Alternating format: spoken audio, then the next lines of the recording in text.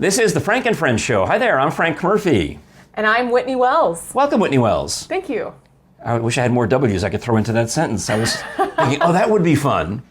Well, I'm glad that you're here. Thank you for coming. Thank you for having me. It took you to moving to Texas to get you on the show, apparently. I know. But I'm just going to have to add you to my long list of Texas belles because Catherine Frady, my friend Becca James, and Whitney Wells, all Texans who, for whatever reason, have graced our presence. So thank you. We'll say right up front that you and I are co-workers now. We are. How did that happen? That's a great question. I was there first. You were. I was working there first. You were probably there before me. You know, we both work at Marble City Opera, and your job is, I know it's something got to do with social media, but you have an actual job title. Yes, well, for a year I was the administrative director. Okay. And so I helped with a lot of computer stuff that you're doing now. Yeah. But I moved to Texas, and just with a virtual working from home, I stepped back to kind of the role of social media coordinator. Okay. So I run the social media, I make the content. If you see a post, 98% of the time it's me. Sometimes it's Catherine. And they're good.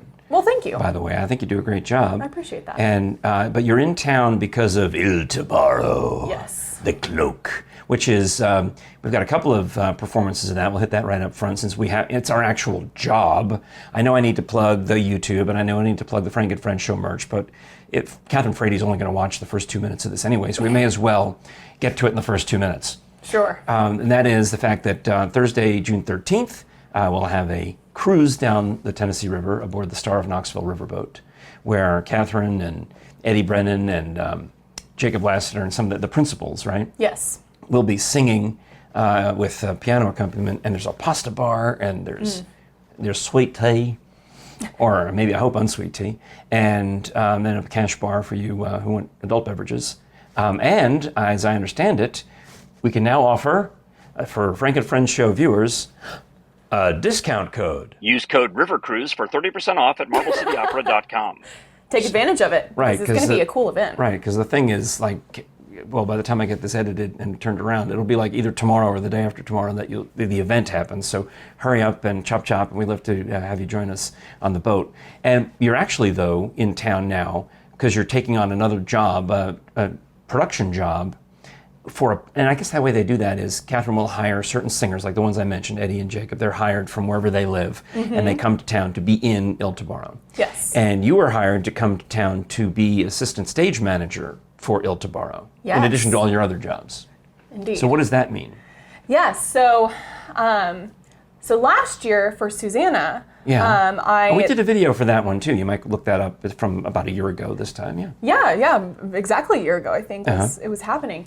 But that was my first kind of assistant stage managing experience position. I mean, I had experience before, but this was like official. So a lot of props, a lot of cues, a lot of schedules, a lot of herding do we call them actors or singers? Singing actors. All right, them. Herding them into the right place at the right time. Yes, and helping Kayla with whatever she needs. Kayla's the stage manager, and she's on staff with us at Marble City Opera. And so she calls the plays, and I help with whatever she or Maria Berry needs. And Maria's our stage director. Yes. So it kind of sounds like Frady and me. Frady tells me what to do, and I do it. Okay. We can relate. That works out just fine. All right, well, anyway, in that show, we're doing on June 21st, Friday, June 21st, at the beautiful Sequoyah Birthplace Museum in Vonore, and on Sunday, June 23rd, at Melton Lake Park, which is also lovely, in Oak Ridge. So get your tickets at MarbleCityOpera.com/tickets. Okay, so that's why we know each other. But I probably saw you in some other productions over the years, because when you went to UT, you sang in different choruses, and I definitely saw you in some of those at the Sacred Heart Cathedral concerts. Yes. Was that the Amadeus Chamber Ensemble? Yes, it was. Love those. Did you do Knoxville Opera Chorus or Marble City Opera Chorus? I did. You were in some shows. I was in Heartbreak Express. I had a role in that, but I actually think that was my first Marble City Opera production. Oh, great. Congratulations. Thank you. Yes. But yes, I've been in Knoxville Opera choruses. I was roles at UT when I was there as a student. Yeah. And now you're you and your husband living in Texas and working, teaching voice and singing in musicals and singing in operas and singing in everything. Yeah, we're trying to get our feet wet in Houston as the newbies. Well, wait till hurricane season. Your feet will get plenty wet. Oh, thanks, Frank. You're not wrong. We do appreciate your subscribing to the Frank and Friends show. We did actually get to 1,000 subscribers. Yay! Which is a big deal. That is a huge deal. And now, but I mean, my excitement may seem contained because I read the rest of the instructions now. Now we have to get to, I think it's 4,000 view hours a week or something, a day, I don't know what it is. Some incredible number. So now, not only do we thank you for subscribing, but we need you to go turn on the TV and let it play in the background. Just for hours. On loop. Yeah, that'd be dumb. Why would you do that? But do watch, as much of the episode as you can. We appreciate that. And if you love the merch, as we're sipping from our pint glasses, I am very fond of the super soft Frank and Friends show hoodies. Ooh. I know. Look at these. They come. Soft. You can get them made in different colors. You can get them made in different fabrics. This is the deluxe one, so it's the more expensive one, but it's the softer one. That's why. It's very soft. I just like the way the logo pops on the back. And then it is swimming season. In fact, Madam Frady is talking about, I don't know if she'll do this for real or not, maybe having a staff pool party. I said, oh really, where would you have that? Here, apparently. But we've got the beautiful, that I love so much, the Frank and Friends show beach towel, pool towel, shower fun. towel. So there you go, ta-da! I'm still here. All of those things. All right. So the opera this past week was the world premiere of The Doctor and the Devils. Yes. And you got to come into town for that and see it. And it was a little exciting for me because it was my first time working as an employee, and my job is now to work the box office. So I've downloaded the app so I can scan people's tickets on their way in. Somebody said to me, Frank Murphy, why are you ushering? I'm like, well, I'm ushering. I'm house manager. I'm box office manager. I'm also writing the press releases. I'm, of course I'm going to help you get to your seat. That's the job. Yes. Oh, well, okay. I just didn't think you'd be an usher. I'm like, who else is going to do it? You want to do it? You want to volunteer? Yeah. So then I also was amused. Now, I don't know if you knew this, but I host a couple of TV shows on East Tennessee PBS. Yes. And one of them is the high school quiz show called Scholars Bowl. In fact, just this week, they have started re-airing the most recent season, season 40. And because my wife and I work on it together with a great crew at East Tennessee PBS, and we really do try to make it better each year and learn from our mistakes. So therefore, season 40 is the best season until we do season 41, and then that will be the best season. But I'd love for you to watch us at your DVRs for weekdays at 5:30 p.m. And we kind of know at the TV station that because it's on at 5:30 in the afternoon, that some of our audience members are older than me. Sure. Right? We got a lot of viewers in their 70s and 80s, and we hear from them. And I know because when I'm out in public, like for example, at Marble City Opera's world premiere of The Doctor and the Devils, I had several people say to me, "I just saw you on TV." Just like that. That's how he said it. And then another guy, Harold Duckett, who used to write for one of the newspapers, comes by and says, "I enjoy watching you torture the high school kids." Put that in your job description. Yeah. And then the composer of the show, Jason Overall, is there early. So we're chatting. He's like, what else is it that you do? Don't you have, because he knew I had some other job. And in Marble City Opera, that none of us are full-time. We all have other jobs. Obviously I work at the TV station, I do a radio show, and I work at Marble City Opera. And I try to do forensics lectures when possible, whatever I can do. If I can make money on this podcast, believe me, that's the whole goal. It's all about that. And I mentioned to Jason Overall that, I've got a little radio DJ show, and I host the Scholars Bowl on East Tennessee PBS. And he liked, his eyes light up a little bit. It's like, and his wife, Edie Johnson, are there. "Oh, well, our son was on Scholars Bowl." I said, "Well, what's his name?" "Oh, Overall, right?" Well, sure. James Overall. Okay. I didn't know Jason Overall last year when we recorded the episodes. I didn't put two and two together. They were related. But apparently neither did Jason Overall, because they seemed genuinely surprised that I was the host of the show. Oh no.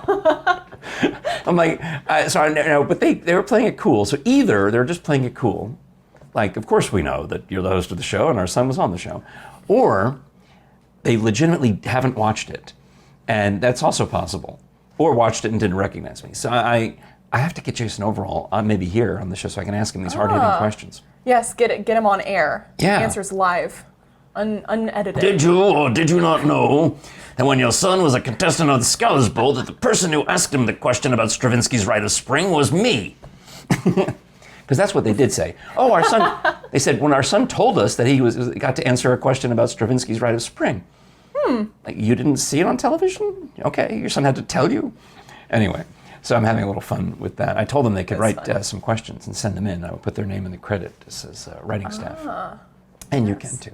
Okay. So tell us a little more about you, Whitney, because I'm desperate to know about all the things you do, Sure. and how your trip to Tennessee has been. You're driving one of Frady's spare cars, which is, I guess, better than no car. Well, okay, so while I'm in town, I'm staying with one of my best friends, who is the manager of Knoxville Princess Parties, and I'll get to that in a second.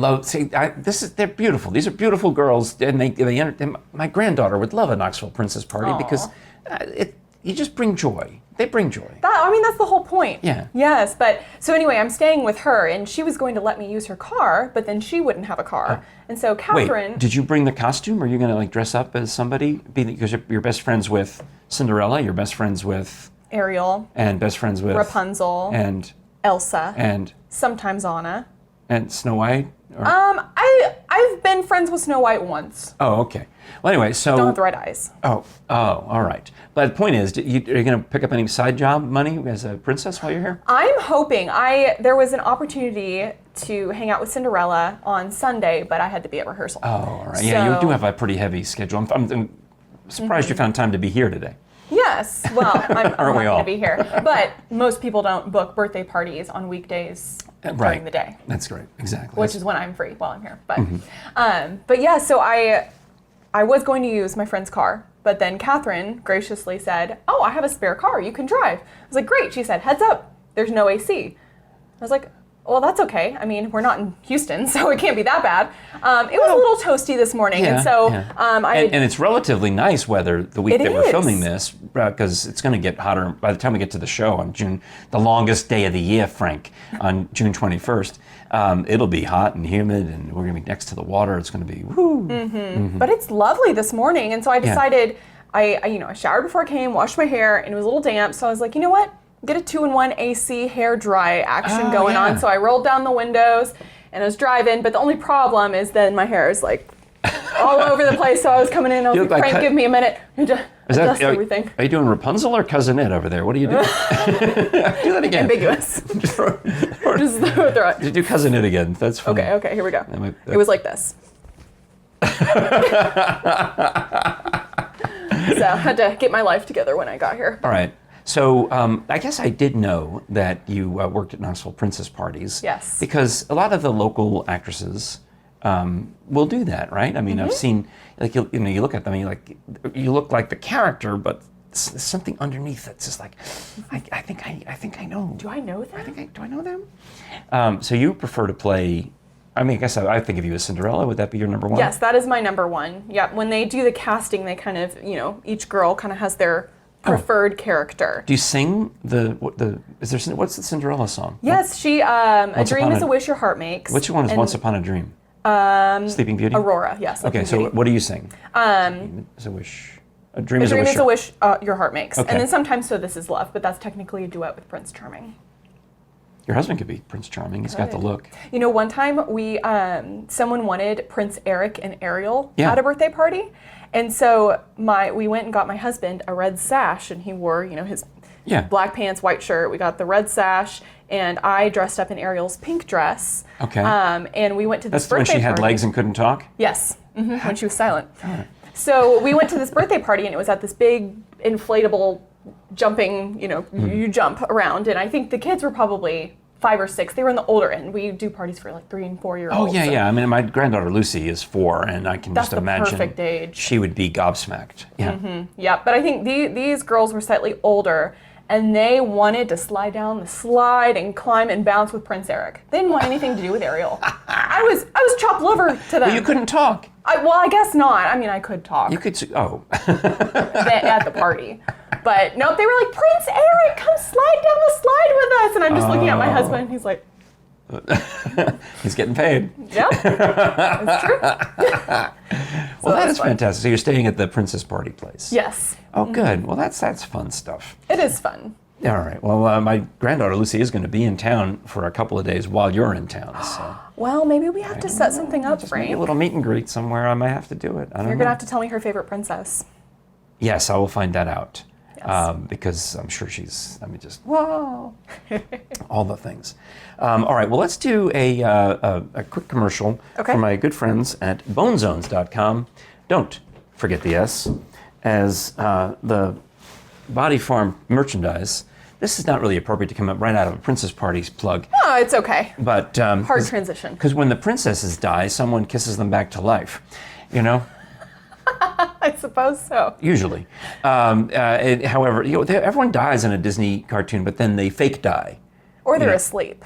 Yeah. Or yeah. poisoned. I mean, you think they're dead, and then they're like, oh. Except for Bambi's mother, I think they all come back. Frank, What?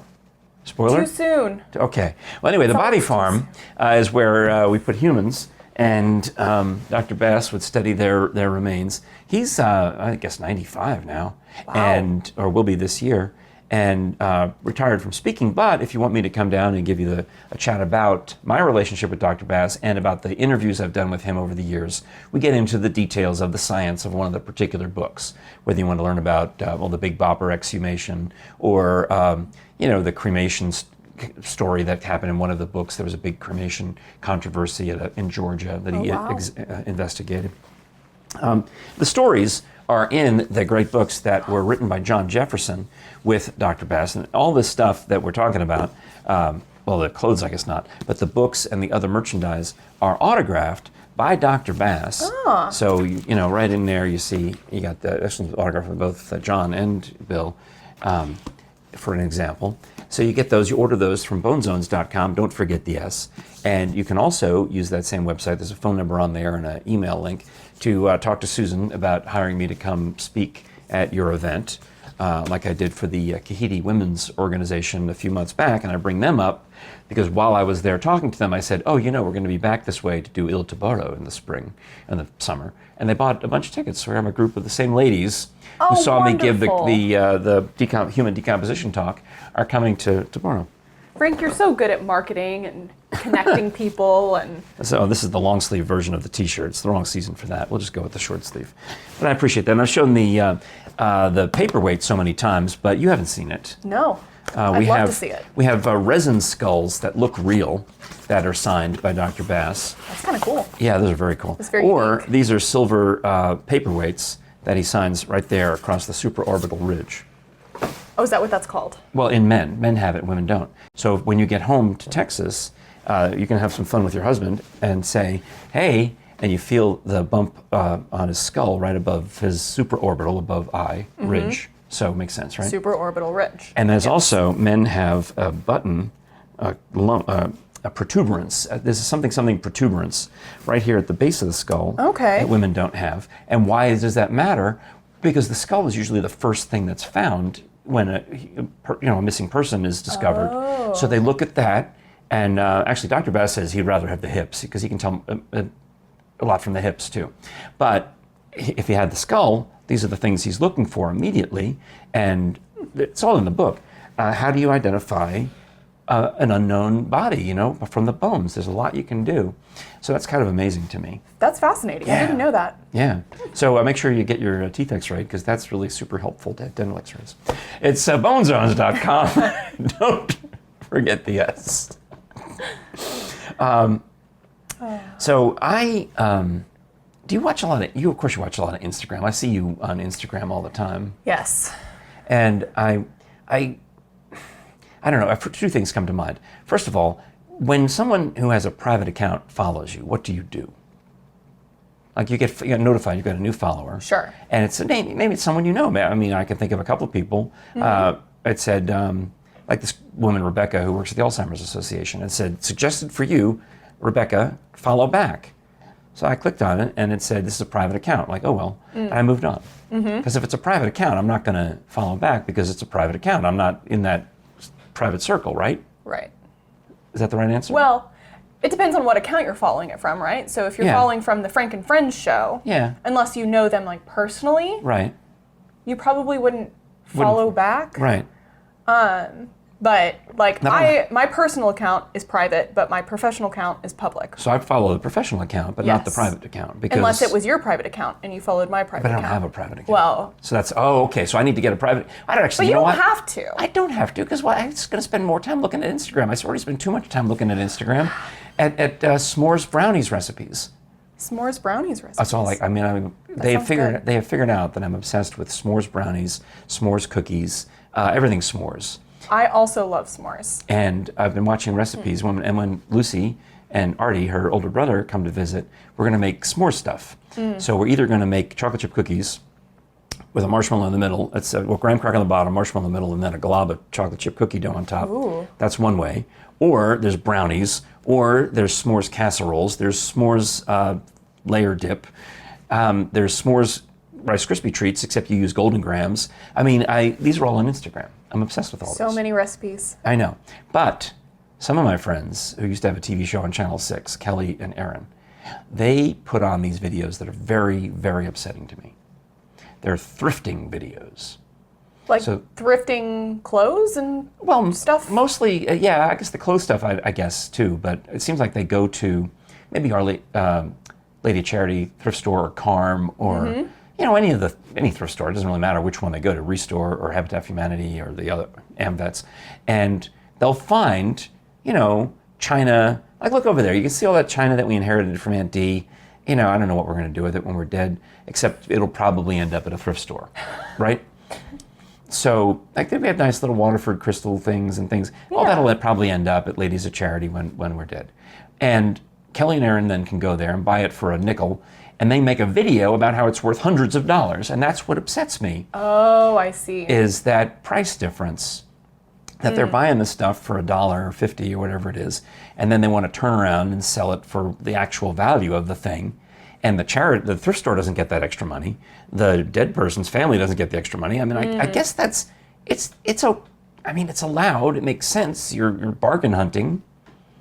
They didn't value it at its proper value, but I still feel bad. It makes me feel bad. I see how that's upsetting. I have also seen those videos where, people will I'm get sympathetic it for cheap. to the dead people's family. Yes, because they could have had that money. Inherited that and had that money. Yeah. But my wife pointed out, well, they were too dumb to, auction it off, or too dumb to get it appraised, or too dumb to whatever.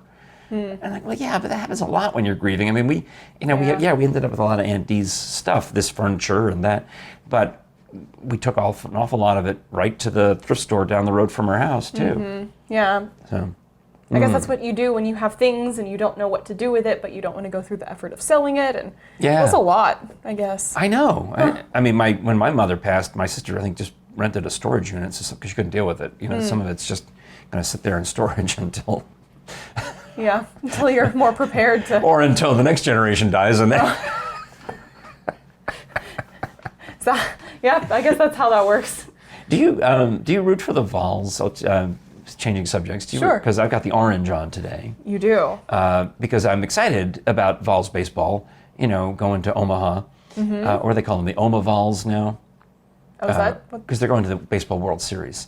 But I have to admit that I've not really actually watched a Vols baseball game, and but I'm excited when they win. Anytime the Vols win, whether I watch the game or not, doesn't matter, because then I can go on the radio and go Vols! Next game is coming up against someone's, they beat Evansville, but whoever, on Go Vols. So I keep track of it in that regard, like when's the next game and what's happening. I thought for all these years that the College World Series was like the regular World Series, that there was two teams, and they play a series, and one of them is the champion. No. It's not like that? No. It's like the Elite Eight.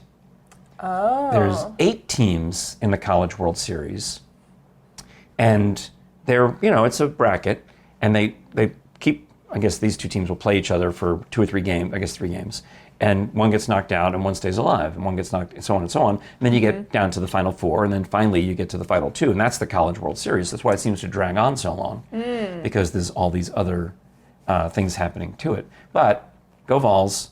I think I read that the Vols are the only school in the country that has top 25 baseball, basketball, and football. Oh, that's exciting. Or maybe it's top 20, or maybe it's even higher. So Sure. yeah. Wow. That's good, right? That is very exciting. Plus, I wore the orange because it doesn't exactly match my favorite flower. It's in the same color palette. But this has, for years, these, I don't know, what would you call those? They're not lilies, are they? They are lilies. They are lilies. But I grew up thinking they were called tiger lilies. But I think there's another lily that is more obviously tigerish. Oh, it has spots on it. Yeah, it looks more obviously tiger lily-ish. But my mother, God rest her soul, always called these tiger lilies, and we had them at our house, and they would always bloom right around the longest day of the year, because we grew up in New York. Oh, I see. And my birthday is the day after the longest day of the year. So it's coming up. June 22nd. So when we moved the opera from the 22nd to the 21st, I was elated. You get the day off. I don't have to work on my birthday. But I always loved these flowers because I'm like, school's out. And in New York, everything's later. You're in school until when I was a kid, you were in school until mid-June. And these flowers, and then it's my birthday. It's like the first 3-4 days of summer vacation. It's my birthday, and the flowers are popping. I'm like, the weather's finally hot. I loved it. Just made me very, very happy. Here, they pop around Memorial Day, May 24th or so. But I cut a few for you to see, and you noticed. Did you see what Mo's got there? Yeah, you gave the turtle some blackberries. Well, they're not really for him. Oh. Yeah, they're really for you. They're for me. Well, because while I was out there cutting and I put some sprigs of mint in there with the daylilies. That's what I think they're called, daylilies. Daylilies. I believe you. I noticed that we had a lot of ripe blackberries, so I brought some of those in case you want one. I forgot to bring napkins though, so. I'll just pop it in. Yeah, because they're very messy. It's so very delicious. Enjoy. I'll join you for a blackberry. I think they're blackberries as opposed to black raspberries. I think they're blackberries. Those are good. A little tart. But they are tart. But not bad. It's good. Yeah, but this one that's probably fatter will be a little sweeter at the bottom if you want that one over there. This one right here? Yeah. It's a little more plump, a little more ripe. Anyway, so I talk about gardening all the time just to drive my friend Bean crazy. Because he doesn't like the fig talk. He thinks I should have a new show, my own show, just for figs so that he can deliberately not listen to it. Fig talk. I mean, it kind of rolls off the tongue. Yeah. Because I love growing the figs, and now I'm trying to grow the blackberries. I'm trying to grow strawberries now. My next door neighbor Nancy gave me, let me steal some strawberry plants, and now blackberries and peaches. So maybe we'll get peaches this year too. So. Love peaches. So that's all good stuff. Do you have any? Well, first of all, I keep talking too much. Did you want to have anything else you wanted to tell while you were here? Oh man, well you just put me on the spot. I was thinking on the way over here, I was like, I could talk about this, and I could talk about this. And now it's all right out of your head. Now it's all right out of my head. Well, it'll come back to you. It'll come back. As one of the topics has been bugging me for a while, and I sent you a list. I said I'll probably talk about the Instagram, the thrifting videos, and I'll probably talk about trying to use a gift card at the fast food restaurant. Oh yeah, tell me about that. All right. So my wife and I are cheap, but also spend foolish, whatever the word is, where we spend too much money, but we're trying to be cheap about it. That's relatable. One way we do that is if we're going to go to pick a restaurant or pick a chain store, that you can go to the grocery store and buy a gift card for that chain, and you go on certain days of the month when they've got double, triple, or quadruple, best yet, gas points for gift cards. Oh. So like, Starbucks, Arby's, Chick-fil-A, Panera Bread, a few others. Like my wife just got one for Scooters Coffee, which is she knows somebody who owns the Scooters franchise. So we thought, well, let's try the Scooters. Why not? So you go there to the grocery store, you buy the gift card, you get like a $25 gift card, but it counts as if you've bought $100 worth of groceries when you're getting gas. So that's 10 cents off a gallon, right? Right, boom, boom, boom. Points, points, points. Very nice. So we have the, I guess it was Arby's this time. We're going to Arby's, and I've got the gift card in my wallet, But we also got an Arby's coupon in the mail, so I'm excited. So my wife and I are thinking we're going to meet her friend Mary at Arby's for dinner before we go to another event.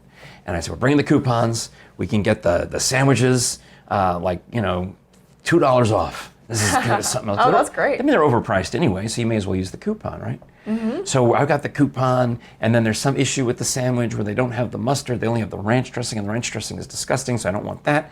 So we're going back and forth. And then it's time to pay, and my wife pulls out a $100 bill, which I don't even know where she got it.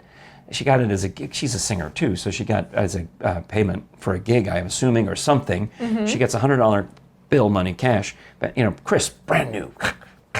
Yes. And she wants to pay with the $100 bill at the Arby's, and they're like, oh, and that gets them into an tizzy and an uproar. Oh no! Because she eventually went to Andy's Frozen Custard and spent it there on gift cards because we had to give end of year gifts to other people at the school and people who are retiring and stuff like that. So we bought Andy's Frozen Custard gift cards. So I gave one to Freddie for her birthday too. Oh, very nice. And she used the $100 for that.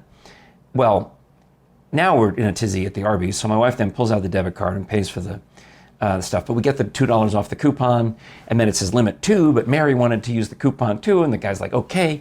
So we're going, it's all big. And then we finally sit down to eat the sandwiches, and I'm like, what about the gift card we bought at Kroger? I was supposed to use that. Oh, to get the fuel points. Yeah, I mean, we got the fuel points. Oh, okay. But now I'm this gift card's it's still sitting in my wallet weeks later. Because no. how often can you go to Arby's? You know what I mean? Sure. You go every once in a while. I mean, you don't go every day. Oh man. So that was just, I was like, oh man, we tried.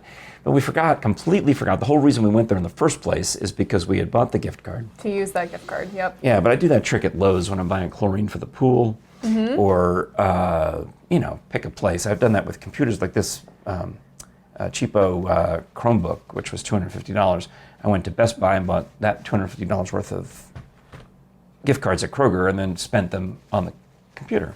Nice. I mean that's my my thrifting. That kind of thrifting, I'm all into it. That's smart. They don't. Yeah. Yeah, you get a return. Do they have anything like that in Texas? I should really look into it. Why not? We have so when we were here, we would shop at Kroger and get the fuel points and get gas Kroger's at Kroger. a national chain, just different names in other cities. Like it might be Fred Meyer down there, or it might be Ralph's, or it might be some other name. It is Kroger down there. Okay. But it's more expensive usually to shop at Kroger than it is to shop at H-E-B. At what? H-E-B. Heb, H-E-B. Is that like relative to Aldi? Like I'll go to Aldi a lot here. No, it is so much more. Oh. It is. How come we don't have that? I know. Well, you know what? If Buc-ee's has moved to Tennessee, H-E-B might be next. Really? I don't know. Well, because you moved here, Becca James moved here, Catherine Frady moved here, H-E-B. H-E-B's got a... Well, you moved back, though, but you know what I mean. I did. No, it's a fabulous, amazing, interesting, overwhelming experience. But it's a grocery store, but it's so much more. And they have their own, kind of like, how Buc-ee's has their own merchandise and their own food, and they make their own trail mix. FrankandFriendsShow.com/store for the Frank and Friends merchandise. But yes, but Buc-ee's does have their own brand of everything. So you can buy a Reese's peanut butter cup, or you can buy a Buc-ee's, which I did, which is overrated. I mean, frankly, I would have probably enjoyed a Reese's better than the Buc-ee's thing. It was just so. I like the Buc-ee's thing. It was so much. It was just so thick and just so big. But maybe. Yes. But Buc-ee's has their own puffed corn. Beaver bites, they call it, right? Beaver nuggets. Beaver nuggets. So it sounds like you've been to Buc-ee's more than I have. Frank, listen. Buc-ee's and I go way back because my parents grew up in Lake Jackson, Texas, and that is where the first Buc-ee's opened. So they know the original owners of Buc-ee's. They know Buck and E? Yes, they do. Or whatever their names are? I don't know what their names are. Well, they came here when they opened the Buc-ee's in Sevierville. Oh, nice. The owners did. And they made a big production about how the Buc-ee's in Sevierville, which opened about a year ago, was the world's largest Buc-ee's. Yes. And I guess also by default, the world's largest convenience store, because there's no 7-Eleven bigger than a Buc-ee's. There's no Wawa, Sheetz, Weigel's. Pick your favorite convenience store, and I love them all, bigger than a Buc-ee's.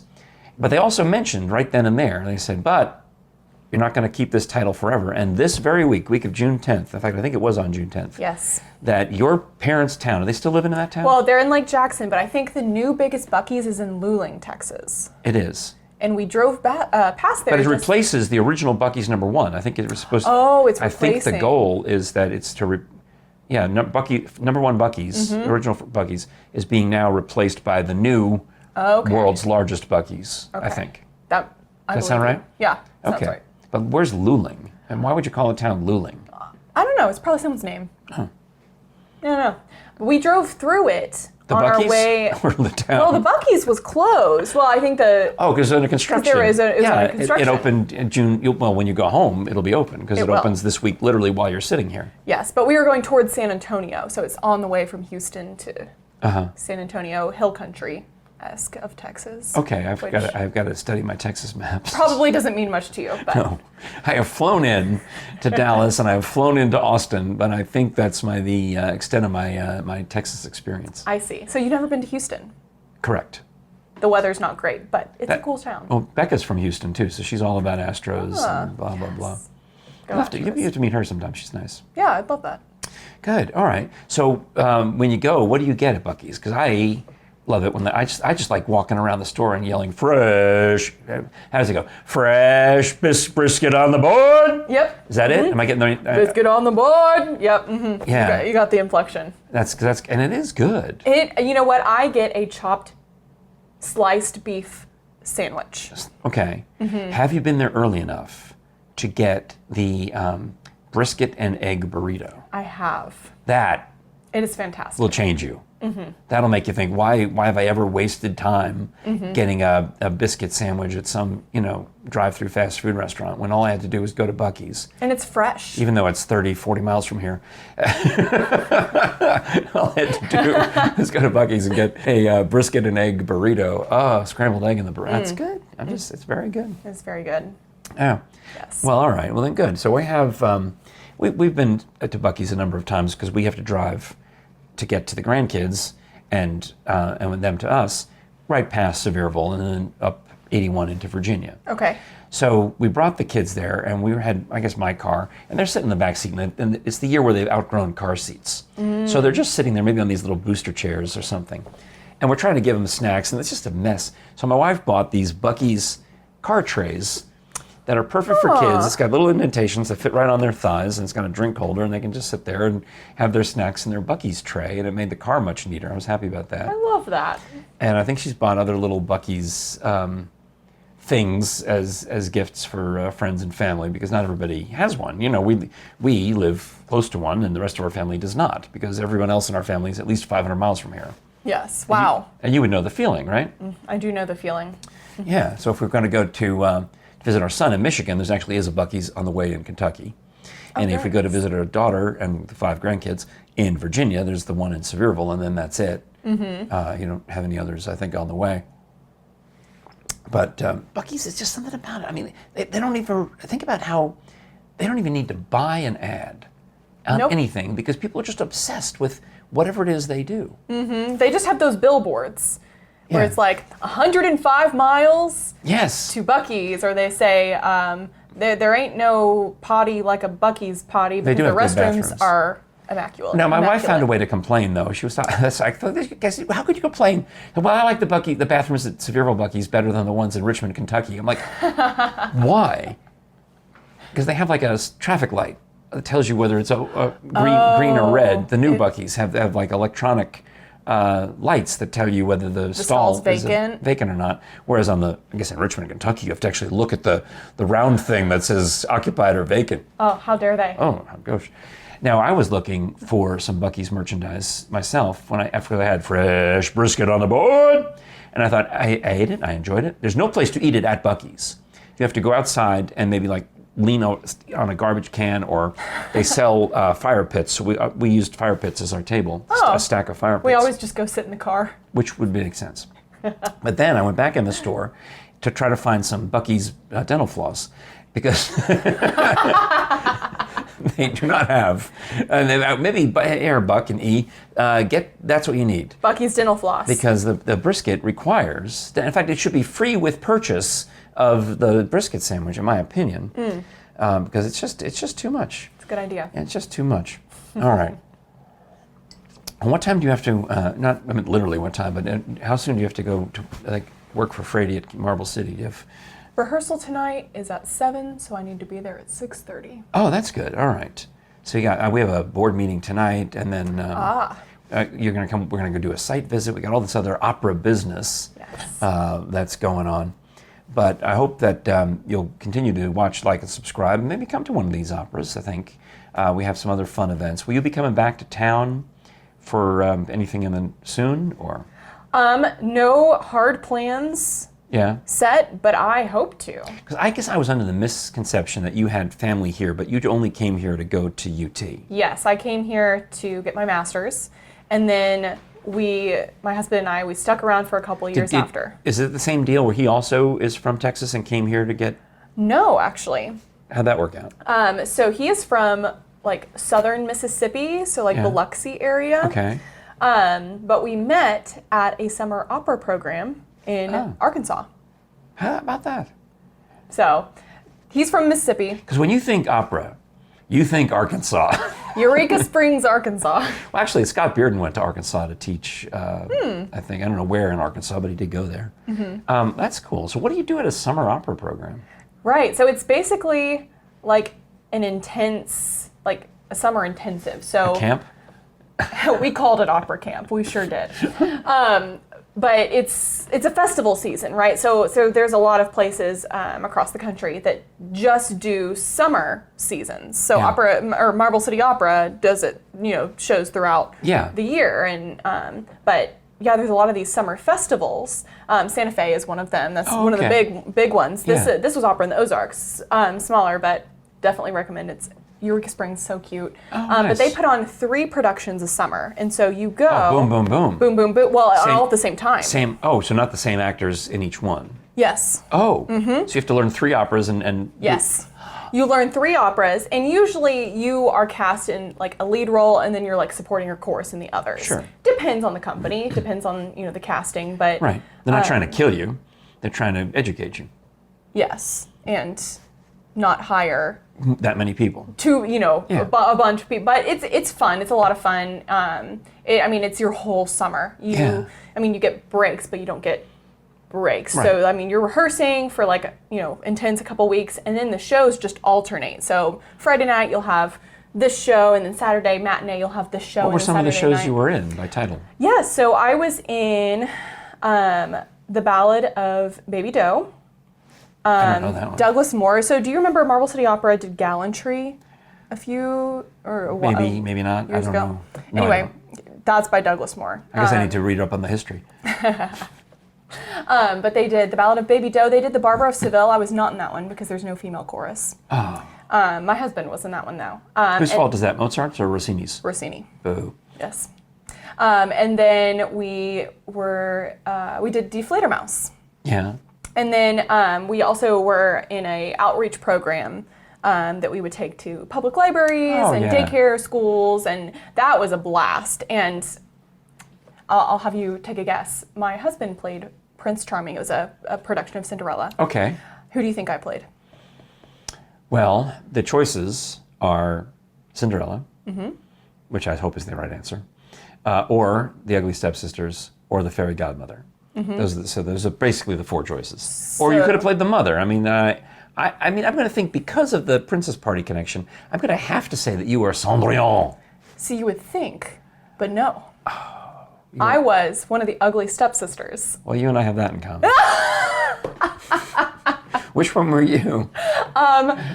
They used the names from the Rodgers and Hammerstein production. Like Griselda and Drew. Yes. Yeah, okay. So I was some other ugly sounding names. Yeah, yes. Mm-hmm. But it was funny. There's this picture. I'll have to show it to you later. Oh, please. Of my husband. So I don't think I'm going to show you the picture of me as an ugly stepsister. I think that would be, I would love to see that. It's shocking. But there's a picture of me holding out my foot to try on the slipper, and my husband going, yes. Oh, see, this is good stuff. That's fantastic. So it's good times, and that's how we fell in love. Well, that'll do it. Yeah, sure. Well, great. And now, since you've been back to Texas, you were in a production of Gypsy. Yes. And you're doing some of that similar outreach type stuff too? You go to places and schools and libraries and... Yeah, just kind of personally, not with a program or anything. Okay. My uncle lives in town, and he is a clarinetist, plays saxophone. He plays for a lot of the touring Broadway productions that come into town. Yeah. So anyway, he and my aunt are living in this kind of retirement neighborhood community. And he wanted to put on a concert for them.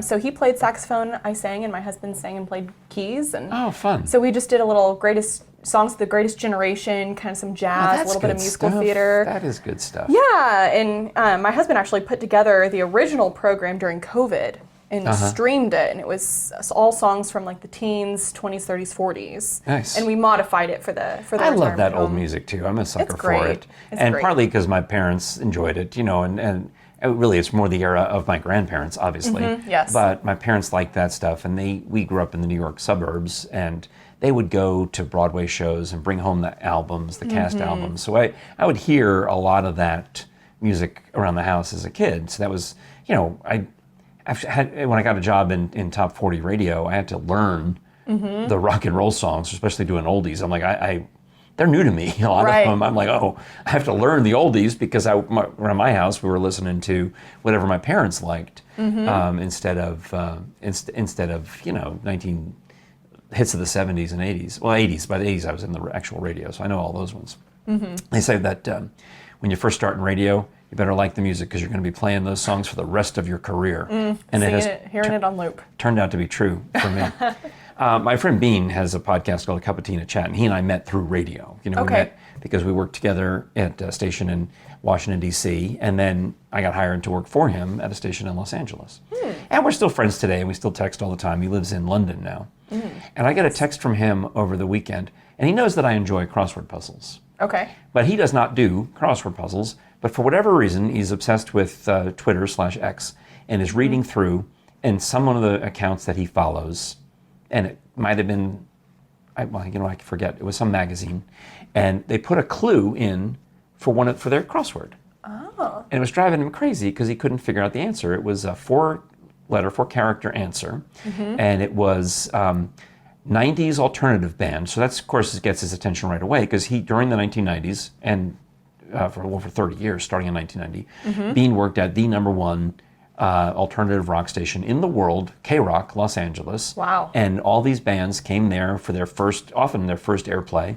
And because if you get played on K-Rock, then you're successful. So they're cool. Think of all the biggest bands you can imagine, alternative rock, grunge. And in the 80s, it was the new wave bands that got broken, they call it. They're become famous, big break, on K-Rock. Well, so here it is. The clue is 90s band, which took its name from a monster of the week on the X-Files. Now, that's also driving him crazy because the guy who created the X-Files, Chris Carter, was a big listener of K-Rock. He was a surfer guy and he loved K-Rock. And he would come on the show for interviews all the time. I remember one time he said we could come and do a set visit while they were filming with Mulder and Scully it was actually in Vancouver, Canada, but we went to go visit the set of the X-Files where they were filming. It was at a train station in the middle of the night, but they were filming an episode. We got to watch. That's cool. But this is how much this guy loved K-Rock. So here's this connection of X-Files, which they talked about all the time, and 90s rock band. And Bean's like, I'm stumped. I cannot figure it out. What is a 4-letter word for the band? And I didn't even see the 4-letter part. I'm thinking Seether would be fun. It sounds like a monster from the X-Files, right? And I'm I said Hole with Courtney Love. I thought that would be a funny name for a monster in the X-Files. Apparently not the right answer. Well, it turns out I can't figure it out. So I just click on the link, and there's the actual crossword puzzle, the whole thing. So I thought, well, I'll just do the crossword puzzle. So I just solved the whole crossword puzzle. And the trick was, they had it was about Beyonce. The crossword puzzle was actually about Beyonce. So one of the long answers was Texas Hold'em. And the other long answer was 16 Carriages. Okay. Which I guess is another new Beyonce song. But instead of letters, they use the number 1 and the number 6, which is usually not done in crossword puzzles. It's a trick. That would stump me. Boom. So down was May Day, so the answer was May 1. And the other down, 4-character answer, X-Files monster, based on other way around, 90s band that took their name from an X-Files monster, Eve 6. Eve 6. Does anyone remember Eve 6? Okay, well, apparently that was a bad story because no one remembers Eve 6. Sorry to let you down, Frank. I'm not just talking to you. I'm talking to all our listeners at home too, because I should have Googled Eve 6. I remember the name. I worked at K-Rock. I think I worked at K-Rock when we played an Eve 6 song. I Googled Eve 5 and I got Jan Brady. Sorry, Eve 6. There's a girl who Eve Plum played Jan Brady originally. But there's a girl, no, she does she played the fake Jan, she calls herself. Okay. Because in the Brady Bunch Variety Hour, she replaced Eve Plum as Jan Brady. So she goes by this fake Jan, and she celebrates herself on the 2nd of January every day because she's Jan too. All right, Inside Out, Eve 6, Inside Out. I do remember that song, and that's it. Okay, well, there you go. That one song that I remember. There you go. Leech, Think Twice, On the Roof Again, Promise. No, I got nothing. Okay. Well, thanks, Eve 6, for a dead-end story on the Frank and Friends show. We do appreciate you, of course, watching, subscribing, and all the things. And if you enjoy audio podcast entertainment of any kind or audio books, please check out Audible and go to the website audibletrial.com/frankandfriendsshow and get a free 30-day premium membership to Audible, where you can try out all of the bells and whistles. And in fact, you get the credit for a free MP3 download. So that's an audiobook, perhaps, that you keep on your device and you can listen, when you're in a plane or somewhere in airplane mode or driving through the mountains, whatever. You get to keep that forever, whether you renew your subscription or not. Nice. It'll automatically renew at the end of every 30 days until you tell it to stop, but you'll get hooked on it and you'll enjoy the fact that you can listen to tens of thousands of audiobooks. I think they said if you tried to listen to all the audiobooks currently on Audible, it would take 300 years. So chances are you're not going to make it. So choose wisely. Use the time you've got left. Choose your years wisely. Yeah. But you do also, they think of it as saving time. You're not just sitting around doing nothing, listening to an audiobook. Sure. You can, sometimes you're sitting around doing nothing, reading a paper book, which is good, very relaxing. But while you're driving, while you've got the AirPods in and you're doing cleaning the pool, I can listen to a podcast, I can listen to something. audibletrial.com/frankandfriendsshow. And then the merch. What did I do with the towel? Please do support us by trying out the beautiful merch. Here, you can take that end. Okay. And we'll shake it around dramatically. And there you go. Get the towel, get the t-shirts, get the hardware over here. We've got little wine coolers. We've got hats. I don't think we have any hats. I don't know. We've got stuff. Stuff. In fact, Frady likes the merch so well that she signed up for an account for Marble City Opera, and one of the things that you and I have to do once the next shows are over is start making Marble City Opera merch. I'm ready. That is just as good as this stuff. This is good stuff. Yeah, it's good stuff. All right. Well, I do appreciate you being here. Any plugs you want to get in? Come and see the Marble City Opera productions. Oh, the Whitney is the associate stage manager for Il Tabarro. Yes, you'll see me behind the scenes, grabbing props, running around, making sure everything runs smoothly.